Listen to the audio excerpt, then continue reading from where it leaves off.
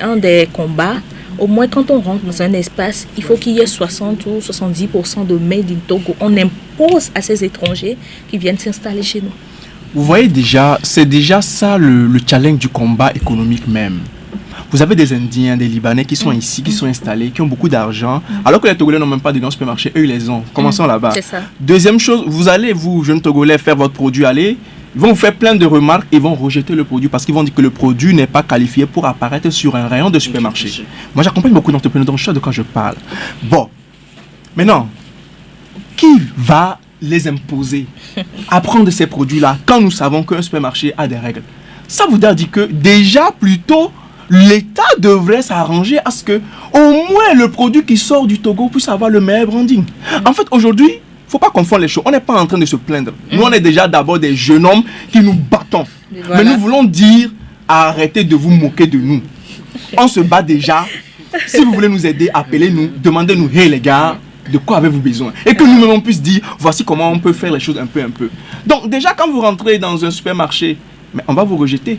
Et peut-être que eux c'est de droit parce qu'ils se disent qu'il y a un standing à respecter. Je les comprends, c'est l'économie. Alors parlons de standing, ça on va encore appuyer nos jeunes entrepreneurs. Le grand problème c'est toujours le financement parce que pour que tes produits soient de qualité, il faut que ça passe par divers canaux et c'est payant. Donc, je suis d'accord. C'est vrai qu'aujourd'hui, l'accompagnement entrepreneurial, c'est complexe. C'est-à-dire, on va faire une analyse. Au début, quand l'entrepreneur est venu, ça a été proposé, enfin, ça a été présenté comme une solution. Le premier hic ou bien la première surprise des jeunes, c'est qu'ils font des projets de 100 millions. On va dire qu'on te donne 6 millions. Ou bien non, on va te demander de reconfigurer ton projet. De revoir, etc. Bon, consultant, on comprend parce qu'il ne faudrait pas aussi que le jeune soit dans les rêveries. Mais quand le projet est bon, quand le projet a déjà fait ses preuves, comme beaucoup de personnes qu'on voit, comme les entrepreneurs laissés pour le contre. Vous voyez, ça dit qu'aujourd'hui, quand on fait les politiques, c'est pour plaire à certaines personnes, aux grands entrepreneurs, à ceux qui sont déjà, tu vois, à la chambre de commerce, etc. Ils font leur combat. Mais c'est une frange de la population. Les entrepreneurs pour lesquels on doit prendre les décisions, mais c'est nous, enfin, je veux dire les autres, qui sont la grande majorité. Donc déjà ça c'était la première grande surprise quand on a commencé par lancer le concept de l'entrepreneuriat. Aujourd'hui le débat est passé quelque part. Les jeunes ayant compris qu'ils ne peuvent pas compter sur l'État pour réellement de l'aide parce que c'était juste un rideau, ils ont commencé même pas à se mettre sur le terrain à s'endetter. Maintenant, un exemple simple, on a traversé la Covid. Les entrepreneurs n'ont aucun moyen. Ils ont fait des prêts dans les sociétés de microfinance. 5 mois de Covid, les gens sont à la maison, c'est fermé. Sans activité. Mais la microfinance vous poursuit toujours de payer. L'État ne peut rien faire. Pourquoi? Qu'est-ce qui se passe? En temps, ils disent qu'ils avaient demandé qu'ils fassent un temps de répit. Avez-vous fait le contrôle? Avez-vous questionné les entrepreneurs si ça va? Aujourd'hui, on est en train de peiner pour reprendre. C'est vrai qu'un entrepreneur dans ce contexte-là ne peut pas être en train de faire des investissements énormes pour dire qu'il va ajouter son produit. Il est dans le minimum vital. Il fait ce qu'il peut pour vendre son produit, quitte à ne pas le certifier, quitte à ne pas faire ci ou ça. Et on comprend. Donc, dans les conditions de difficulté comme ça, il faut qu'on crée des systèmes qui nous ressemblent. On n'a pas forcément besoin d'aller, comme vous l'avez dit, dans le supermarché du blanc. Créons notre propre supermarché où on sait que bon, on a un minimum tolérable. D'ailleurs, votre produit, on n'a même pas besoin de le certifier. Ou bien nous-mêmes, nous préparons chez nous, nous mangeons. Non? Mais c'est fion avec Aïmolou, ça se fait à la maison. Donc, voilà. Donc, certifions ça dans notre communauté locale. Voilà. Certifions ça. Et puis, mangeons-le. Enfin, le temps d'arriver à une consommation, c'est-à-dire à une masse de consommation critique qui nous permettait d'avoir assez d'argent pour passer à notre cap. Donc, faisons d'abord ce combat-là à l'interne. Vous allez voir que ces produits-là, d'ailleurs, même sont même prisés beaucoup plus par les Blancs parce qu'eux ont l'argent de le payer. Quand ils viennent, ils voient ça, ils ont l'impression que ce sont des pièces d'art parce que c'est tellement bien fait. Mais nous qui sommes ici, c'est un combat. Qui va le consommer? Comme je dis, quand l'entrepreneur vend son énergie plutôt que de vendre un produit stratégique avec une planification et puis une croissance. Donc, aujourd'hui, la question, c'est de mettre un bon accompagnement vraiment derrière les entrepreneurs. Et je dis, il n'y a pas mieux que l'entrepreneur lui-même pour parler de sa bouche, prophétiser de sa bouche ses réels problèmes et lancer l'espoir sur ce qu'il voudrait bien. Alors normalement il faille que le gouvernement fasse appel à vous qui êtes des entrepreneurs pour créer un cadre de discussion et d'organisation pour avant de lancer ce mois de la consommation locale, ce qui n'a pas été fait et c'est venu comme ça du jour au lendemain. C'est venu tomber, en plus c'est un mois. Regardez un peu la taille de l'ambition. Regardez combien ils sont ambitieux. Enfin, je suis désolé de le dire. C'est les politiciens. Moi, je les attaque. Je suis entrepreneur. D'accord? Moi, je ne suis pas de parti pris. Je fais des analyses en tant que consultant. D'accord? Regardez un peu combien ça montre la taille de leur ambition. Un mois, c'est quoi un mois de consommation locale? Mais faisons un truc permanent au moins. Parce qu'aujourd'hui, quand on parle en fait de local, en fait, il y a de la stratégie, il y a de l'intelligence économique, il y a l'éducation, il y a la psychologie, il y a le domaine culturel, etc.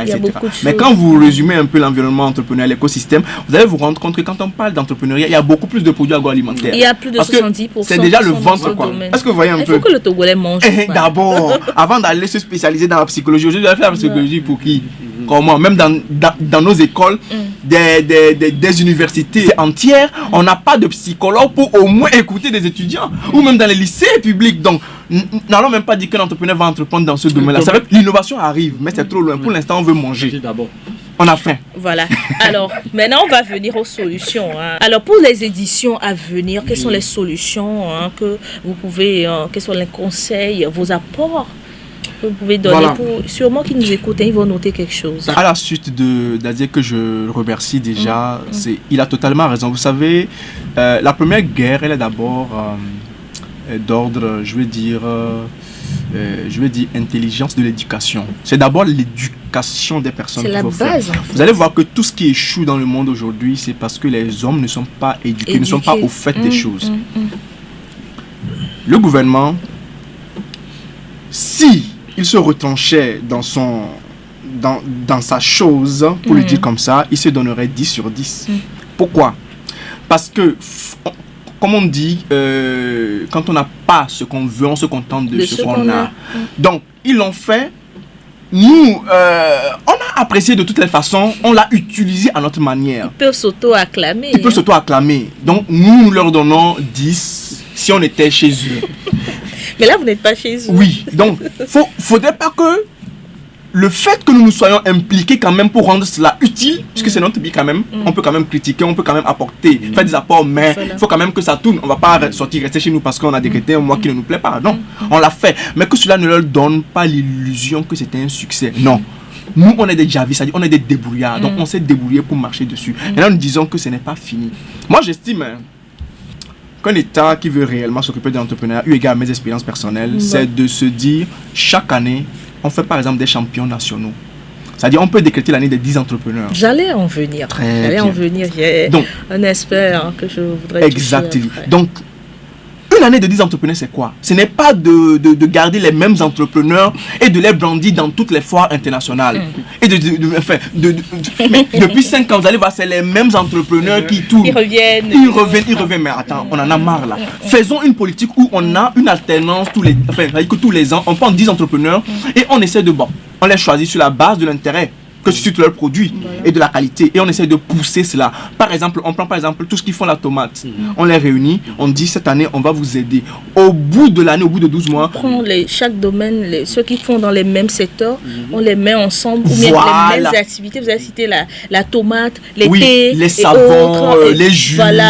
Voilà. Donc, on choisit les produits les plus intéressants et on peut les mettre par groupe parce que c'est déjà ça aussi, accepter de s'associer. Parce que par exemple, moi j'ai accompagné au moins 4 producteurs de riz de Crovier par exemple, pour donner cet exemple-là. Mais moi je me dis que au lieu d'aller en rang dispersé, à un moment, les entrepreneurs peuvent se mettre ensemble pour essayer de mutualiser une chaîne de production. Exactement. Ou bien mutualiser leurs énergies, comme ça ils sont plus forts.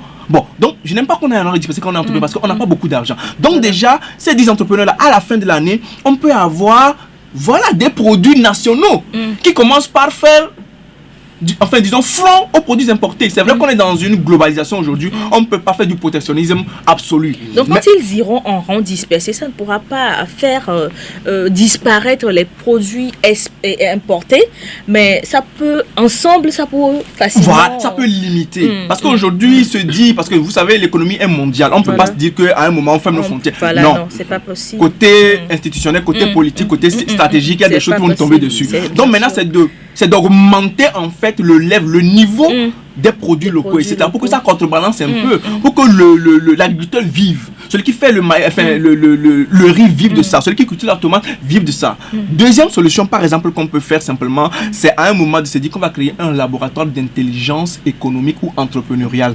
Je pèse mes mots, je dis un laboratoire. Ce n'est pas des professeurs d'université qu'il faut mettre là-bas.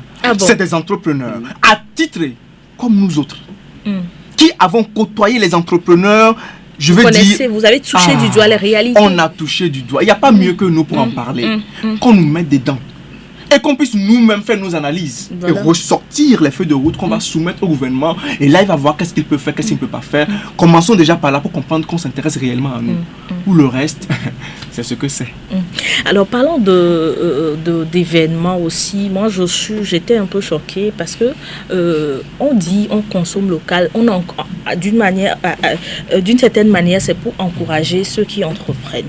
Mais il n'y a pas d'événements qui peut-être encouragent ces jeunes en tant que tels, que ce soit financièrement et autres, qu'on voit alors que c'est le dernier jour. Entre-temps, je crois que c'était en 2013, la Chambre du commerce, sous la présidence de M. Fiao, avait initié un événement, comment l'appelle-t-on le prix togolais des affaires, voilà. Le prix togolais des affaires, c'était en 2013, où on a primé les hommes d'affaires, les femmes d'affaires, le meilleur projet entrepreneurial féminin. Des prix sont donnés dans le domaine du commerce, dans le secteur artisanal, qui a été raflé dans le secteur artisanal. Je me souviens bien parce que, entre parenthèses, j'ai été membre du jury. On a travaillé. En ce moment, j'étais dans JITO, au groupement des industries du Togo. Donc, j'ai eu à participer pour nommer, sinon donner des prix. Et Apoto avait raflé le prix de l'artisanat en ce moment, le prix de l'entrepreneur. Meilleur service, c'était l'entreprise de prestation de services, l'imprimerie, la semeuse. Il y a beaucoup de secteurs. Et il fallait voir, d'abord les dossiers, quand on travaillait, il faut voir que les gens ont envie de se donner, de faire quelque chose. Beaucoup de dossiers ont été déposés, ça veut dire qu'ils savent qu'on les appuie, ils sont soutenus. Et aujourd'hui, on lance un événement où on ne met pas en avant ces gens-là pour le peu qu'ils font, qu'on les encourage avec des enveloppes, des autres qui va pouvoir les aider. Aujourd'hui, on ne voit pas ça. Cet événement, quand ça a été initié depuis 2013, la toute première édition, c'est fini juste après Fiao. Je pense que comme c'est lui qui a été l'initiateur, il est parti, donc c'est resté comme ça. Alors que c'était un bon projet. C'était un bon projet et c'était super bien. Aujourd'hui, il faut que le gouvernement pense à cela. Il n'y avait pas eu de continuité dans la gouvernance. Merci. Et ça aussi, mais on pouvait s'inspirer de ce que l'autre a fait pour continuer, puisque c'était bon. C'est pas son nom qui sera connu, c'est Fiao qui sera connu. Donc alors, ça aussi, il y a ce problème aussi au pays. Mais je salue encore mon frère qui fait un travail de souffrance sur le terrain. Actuellement, il est en train de coacher certains jeunes de CPLA. C'est ça, non, mon frère?